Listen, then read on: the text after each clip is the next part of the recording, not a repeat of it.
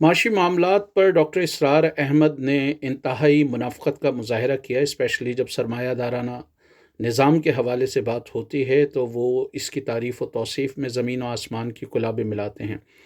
लेकिन दर हकीकत अगर डॉक्टर इसरार अहमद के ख़यालात का गहराई से तज्ज़िया किया जाए तो वो एक बदतरीन लिबरल साबित होते हैं। मुआशी लिबरल जिन्हें आप कहें, वो वैसे सरमाएदाराना निज़ाम या लिबरलिज़म की जो मादर पिदर आज़ादी है, समाजी तौर पर उसकी मुखालफत करते हैं, लेकिन मुआशी तौर पर उन्होंने जॉर्ज बुश को भी पीछे छोड़ दिया है, रेगन को भी पीछे छोड़ दिया है, मार्गरेट थैचर को भी पीछे छोड़ दिया है। वो मुनाफ़ाख़ोरी उसकी तारीफ़ करते हैं, तरग़ीब जिसको सादा लफ्ज़ों में आप लालच, खुदगर्ज़ी, मुनाफ़ाख़ोरी कहें, उसको उसको वो जस्टिफ़ाई करते हैं। वो कहते हैं कि इस्लाम में बिल्कुल है, तरग़ीब है, बिल्कुल मुनाफ़ा है, आप मुनाफ़ा कमा सकते हैं। बिल्कुल इसी तरह इवन हायर एंड फायर के रूल को भी वो जस्टिफ़ाई करते हैं। वो कहते हैं ये भी वही है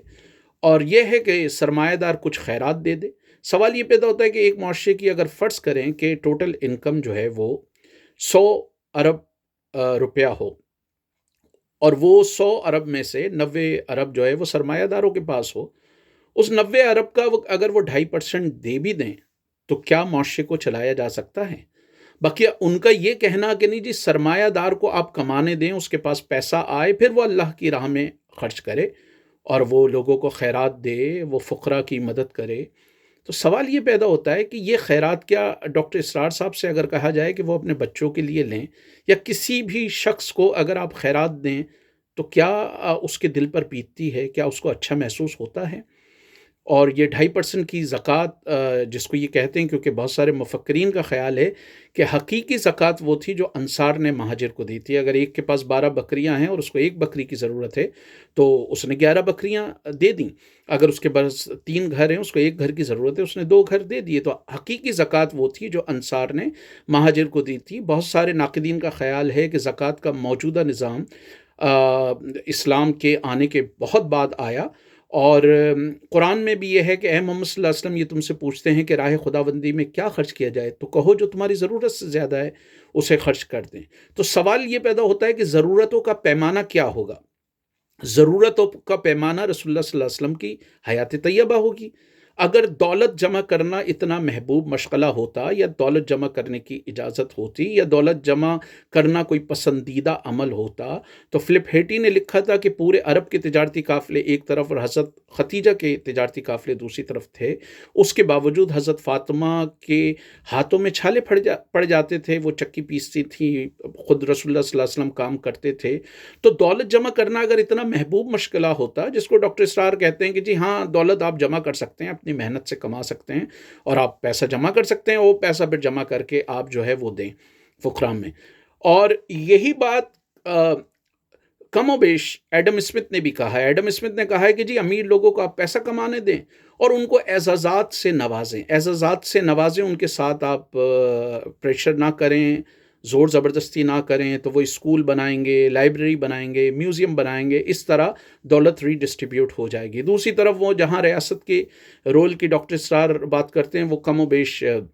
हेगल ने वही बात कही है कि अमीर और गरीब की तफरीक जो है वो बढ़ेगी सरमायादार निज़ाम में, तो ऐसे में रियासत इंटरवीन करेगी और उसको बैलेंस आउट करेगी। लेकिन सवाल ये पैदा होता है कि डॉक्टर इसरार और दूसरे मौलवियों की तौजीहात क्यों माना जाए? अगर कुरान में ये आयत है जिसको डॉक्टर इसरार ने भी कोट किया कि जो सोने चांदी के ज़खायर जमा करते हैं वो सांप बिच्छू बनकर जो है वो उन पर पिल पड़ेंगे। तो उस दौर में दौलत के पैमाने, और आज भी दौलत के पैमाने, सोने चांदी किसी हद तक दौलत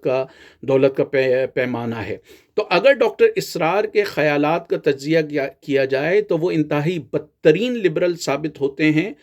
उस लिबरलिज़म को वो एडवोकेट करते हैं जो लिबरलिज़म बरतानिया में मार्गरेट थैचर ने एडवोकेट किया। और हाइक जो एक इकोनॉमिस्ट था, जब मार्गरेट थैचर से किसी ने पूछा कि आपका मुआशी नज़रिया क्या है, तो उन्होंने हाइक की किताब को लहराया और कहा कि दिस इज़ आवर आइडियोलॉजी। और हर ज़ी शऊर इंसान को या सियासी शऊर रखने वाले को या मुआशी समझ-बूझ रखने वाले को ये पता है कि मार्गरेट थैचर के दौर में बरतानिया में क्या हुआ, किस तरह यहाँ मज़दूरों के हुकूक को जो है वो कुचला गया, किस तरह यहाँ मज़दूरों की तंज़ीमों को ख़त्म किया गया। बिल्कुल इसी तरह اس کی جو کاپی تھے وہ ریگن تھے امریکہ میں، اسی لیے تھیچرائٹ اور ریگنائٹ اکانومی کہلاتی ہے، اور ڈاکٹر اسرار بالکل انہی اصولوں پر عمل پیرا ہیں، انہی کی بات وہ کرتے ہیں۔ وہ کہتے ہیں کہ جی ہائر اینڈ فائر، امریکہ کا یہ رول جو انٹرنیشنل لیبر آرگنائزیشن سمیت دنیا بھر کی مزدور تنظیمیں اسے انتہائی ڈریکونین قانون سمجھتی ہیں، ڈاکٹر اسرار اس کو علل اعلان ڈیفینڈ کرتے تھے، اور کیونکہ ان کے سامعین میں ایک بڑی تعداد، یا بڑی تعداد نہیں لیکن اچھی خاصی تعداد غالباً سرمایہ داروں کی تھی، اس لیے ان کو خوش کرنے کے لیے یہ باتیں کرتے تھے، اور وہ اپنی انٹرپریٹیشن کو ایک اسلامی رنگ دینے کی کوشش کرتے تھے کہ جو ان کا اپنا ذاتی خیال ہے وہ اسلامی خیال ہے۔ لیکن اگر یہ کہا جاتا ہے کہ جو کچھ تمہاری ضرورتوں سے زیادہ ہے اس کو دے دیا جائے، معاشرے کی لارجر گڈس کے لیے جو ہے، معاشرے کی بہتری کے لیے اس کو خرچ کر دیا جائے، تو سوال یہ پیدا ہوتا ہے کسی سرمایہ دار کو یہ کیوں اجازت دی جائے؟ کیوں نہ ریاست، ایسی ریاست جو مزدوروں، کسانوں اور نچلے طبقات کی ریاست ہو، وہ سارے معاشی امور کو چلائے اور اس سے آنے والا جو منافع ہو وہ عوام کی فلاح و بہبود پہ خرچ کیا جائے۔ لیکن ڈاکٹر اسرار بضد ہیں کہ اس نظریے کی مخالفت کی جائے، تو اس نظریے کی جب وہ مخالفت کرتے ہیں، اور وہ جب فری ٹریڈ کو جو ہے وہ ایڈوکیٹ کرتے ہیں، اس کی تعریف کرتے ہیں، مارکیٹ فورسز کی تعریف کرتے ہیں، حالانکہ یہ بھی ان کی بات غلط ہے کہ جی ڈیمانڈ اینڈ سپلائی ہوگا تو یہ خود ہی بیلنس آؤٹ کر دے گا، ایسا کچھ نہیں ہے۔ آج دنیا میں 1 بلین ٹن کھانا ضائع ہو رہا ہے، دنیا میں گندم اتنی اگ رہی ہے کہ خالی امریکہ موزمبیق جیسے 26 ممالک کو کھلا سکے۔ دنیا کے بہت سارے علاقوں میں گندم کی جو ہے وہ ضرورت ہے، لیکن سرمایہ دار منافع کے چکر میں نہیں دے رہا، کیونکہ اس سرمایہ دار کو جہاں مغربی مفکرین جسٹیفائی کرتے ہیں ترغیب کو، لالچ کو، جہاں مغربی مفکرین جسٹیفائی کرتے ہیں وہاں ڈاکٹر اسرار بھی جسٹیفائی کرتے ہیں۔ تو ڈاکٹر اسرار انہیرنٹلی اسلام کا بھلے لیبل لگائیں، لیکن در حقیقت وہ ایک بدترین لبرل معاشی مفکر ہیں، بدترین لبرل معاشی مفادات کا تحفظ کرنے والے محافظ ہیں۔ وہ ہائر اینڈ فائر کو بھی مانتے ہیں، فری مارکیٹ اکانومی کو بھی مانتے ہیں، منافع کو بھی مانتے ہیں، سرمایہ دار کی بدماشی کو بھی مانتے ہیں کہ جتنا کما سکے وہ کمائے، آپ ریاست اس سے چھین نہیں سکتی۔ تو ان ایسنس ڈاکٹر اسرار احمد، مولانا مودودی اور یہ جتنے مولوی تھے، اور یہ جو جماعت اسلامی کے لوگ ہیں یا اور دوسرے جو مولوی ہیں، ان لوگوں نے جس طرح سرمایہ دارانہ نظام کی خدمت کی اور کاسہ لسی کی ہے، شاید مسلمانوں کی اب 10 نسلیں بھی مل کر اس کے اثر و رسوخ کو زائل نہ کر سکیں۔ تو ضرورت اس امر کی ہے کہ ڈاکٹر اسرار احمد کے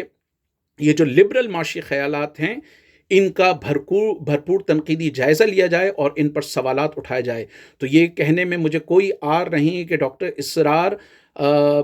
ویسٹرن کیپٹلزم کا جو لبرل پہلو ہے اس کی بدترین فارم تھے، اور اس حوالے سے وہ رونالڈ ریگن اور مارگریٹ تھیچر کے ساتھ کھڑے میں، وہ ابو ذر غفاری،